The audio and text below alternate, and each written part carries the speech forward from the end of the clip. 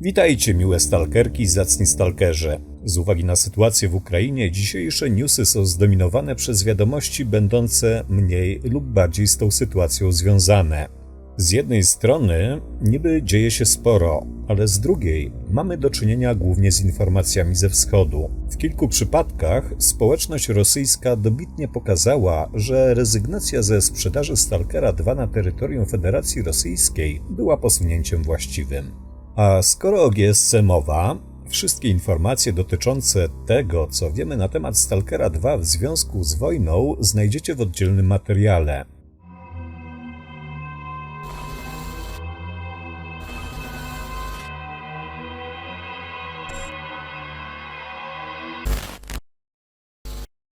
Zacznijmy od akcji, z jaką wyszli stalkerzy z Ukrainy, bo jest to dość niespodziewana inicjatywa. Wystartowała petycja, której celem jest zastąpienie rosyjskiego dubbingu w Stalkerze 2 dubbingiem polskim. Pomysł jest dość zaskakujący, szczególnie zważywszy na fakt, że nasza kultowa lokalizacja powstała przy udziale Mirosława Utty. Dobra, naznaczony, uratowałem cię i nie będę udawał, że chciałem mieć fory u Bozi. Wykonasz dla mnie parę zleceń i będziemy kwita.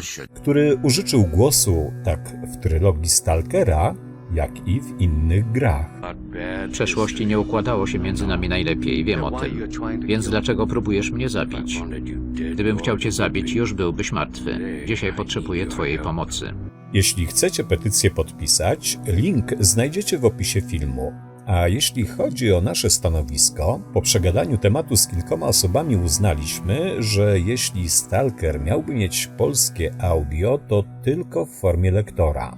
Ludzie spoza Polski mogą tego nie zrozumieć, ale bardzo istotnym elementem popularyzacji tych gier w naszym kraju była właśnie wyjątkowa forma tłumaczenia. Pan Utta kończy w tym roku 82 lata. Raczej nie możemy liczyć na jego udział w nagraniach, ale są przecież jeszcze inni ludzie, którzy mogliby tę lukę zapełnić. Zobaczymy, jak rozwinie się sytuacja. Wy dajcie znać, co o tym pomyśle sądzicie. Wiecie, że różne firmy z branży gier zdecydowały się podjąć kroki mające na celu pomoc Ukrainie. Wielu deweloperów przekazywało lub dalej przekazuje część dochodów ze sprzedaży swoich tytułów na cele charytatywne. Najbardziej jaskrawym przykładem ze stalkerskiego podwórka jest The Farm 51 i Chernobylite. Ostatnio studio wypuściło nawet niewielkie DLC, w skład którego wchodzą 4 tapety, kartka od twórców oraz 2 plakaty w formie TIFF gotowe do wydrukowania. Koszt tylko 15 zł. Oprócz The Farm 51 na wspomnienie zasługuje 11-Bit Studios. Dzięki tygodniowej charytatywnej sprzedaży This War of Mine udało się zebrać $850 000, co jest naprawdę imponującą kwotą. Podobną przekazało Bandai Namco, a CD Projekt i Techland po $1 000 000. Wymieniać tych, którzy zdecydowali się pomóc, można by naprawdę długo, tak samo jak tych, którzy podjęli decyzję o zawieszeniu sprzedaży swoich produktów w Rosji. To już jednak temat na inny czas. A jeśli chcecie wspomóc Ukrainę i jednocześnie uzupełnić kolekcję gier GSC, to firma zorganizowała wyprzedaż niemal wszystkich swoich produkcji. Kupować można na kilku platformach. Link do wszystkich sklepów w opisie.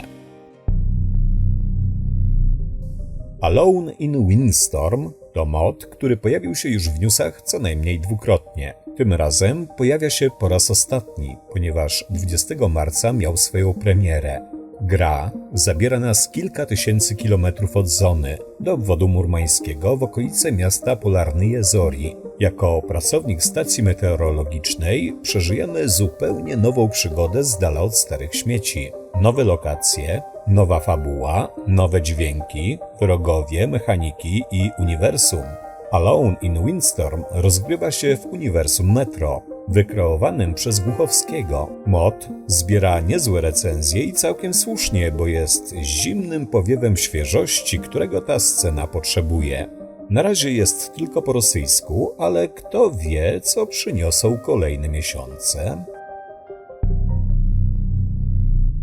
Autor Przestrzennej Anomalii pracował nad dostosowaniem do moda Gunslingera oraz nad pełnoprawną drugą częścią. Pracował, bo wojna w Ukrainie sprawiła, że obydwa projekty zostały zawieszone. Kilka godzin po ogłoszeniu twórca napisał kolejnego posta, w którym zwraca uwagę na ilość botów, jaka komentuje sytuację. Nie mógł uwierzyć, że tacy ludzie byliby w stanie korzystać z internetu i, podsumowując sytuację, dodał, że wyrusza banderowozem, by dokończyć pracę nad nowym szczepem wirusa, ale po drodze będzie musiał się jeszcze zatrzymać w bazie NATO. Trzymamy kciuki. Choć autorowi Przestrzennej Anomalii ewidentnie dopisuje humor, sytuacja w społeczności tak wesoła nie jest. Wielu Rosjan konsekwentnie wypiera prawdę na temat tego, co się dzieje w Ukrainie, albo generalnie zachowują się jak dupki. Jak chociażby nieważna kto, który kilka miesięcy temu przeprowadził wywiad z Zacharem Boczarowem. Oczywiście przykładów znanych w społeczności osób, które zniszczyły sobie w ten sposób budowaną przez lata reputację jest więcej, ale nie będziemy o tym rozmawiać, tylko to potępiać. Wojna to trudny czas, to chaos, zniszczenie, śmierć i cierpienie wielu ludzi. Jednak jeśli ktoś ma jakiekolwiek wątpliwości co do tego, kto jest w tym konflikcie agresorem, a kto się broni, albo próbuje wymigiwać się od jednoznacznego stanowiska i zasłaniać niewypowiadaniem na tematy polityczne, to w świetle aktualnych wydarzeń można powiedzieć, że zatracił elementarne poczucie wstydu lub że odkleił się od rzeczywistości. W modowaniu też zapanowały nieciekawe nastroje. Jak wiecie, GSC zawiesiło sprzedaż Stalkera 2 w Rosji. Twórcy Dead Air wypowiedzieli się na ten temat tak.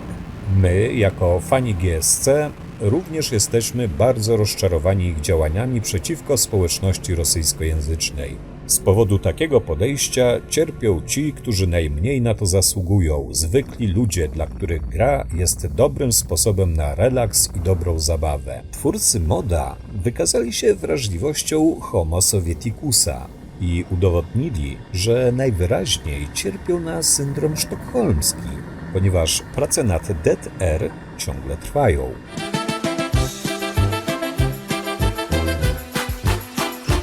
Na skraju szmaragdowego świtu, czyli powstający od kilku lat mod twórców We Are Not Alone, zostanie wydany później. Twórca początkowo brał pod uwagę całkowitą rezygnację z dalszej pracy, ale ostatecznie przedstawił dwie ścieżki rozwoju sytuacji. Pierwsza to dalsze tworzenie produkcji na silniku Zewu Prypeci, a druga przejście na inny silnik, prawdopodobnie Unreal Engine. Ostatecznie wygrała pierwsza koncepcja, jednak deweloper i tak chce zrobić sobie małą przerwę od moddingu.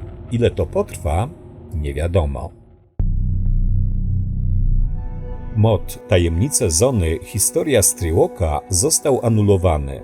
Jest to o tyle warte uwagi, że mod pozostaje w produkcji od ponad dekady. Co prawda ukazała się wersja beta, jednak to nie było jeszcze to, czym ostatecznie mod miał się stać. Premiery już i tak nie doczekamy, ale może to i lepiej. Po 10 latach tworzenia nie mogło wyjść z tego nic dobrego. Dla odmiany Canon Team, mający na swoim koncie bardzo małego moda Jestem Duchem i pracujący aktualnie nad grupą Strywalka, postanowiło wykazać solidarność z Ukrainą i, podobnie jak samo GSC, opuściło rosyjski serwis w Kontakcie. Grupa Strywalka powstaje dalej. Podobnie postępują twórcy SFZ Project. Zespół nie zamierza rezygnować z dalszych prac nad modem, jednak wszystko pewnie odrobinę zwolni.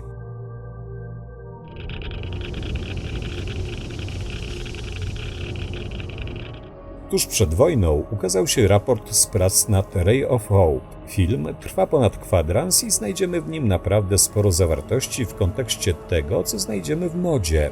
Twórcy zwracają szczególną uwagę na mapy. Podkreślają, że Stalker został zaprojektowany jako gra dla pojedynczego gracza, co przekłada się na konstrukcję map i ich niedopasowanie do rozgrywki wieloosobowej. Zaprezentowane w materiale fragmenty pokazują, że zmiany w mapach będą raczej spore, ale chyba trzymają się ustalonego przez GSC kanonu tego świata. Sporo jest też o systemie kryjówek, w których będziemy mogli swobodnie odpocząć, uzupełnić zapasy i spotkać się z medykiem. Także w takich kryjówkach powrócimy do życia, jeśli przytrafi nam się śmiertelne zejście.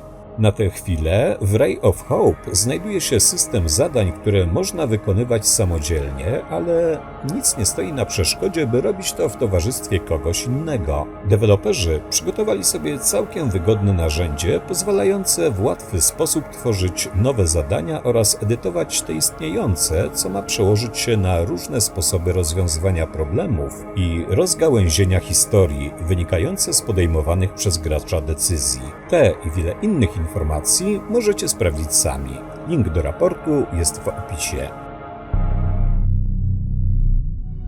Arena, czyli Arena ze Stalkera na Unreal Engine 4. Produkcja celuje w połączenie najlepszych cech Cienia Czarnobyla, PUBG oraz Escape from Tarkov i będzie przeznaczona oczywiście do rozgrywek wieloosobowych. Również przed wojną autorzy projektu opublikowali krótkie wideo. Vostok Games, twórcy Survarium i Fear the Wolves oficjalnie pożegnali się ze swoją debiutancką produkcją. Survarium pojawiło się w roku 2015, lecz nigdy nie wyszło z wczesnego dostępu.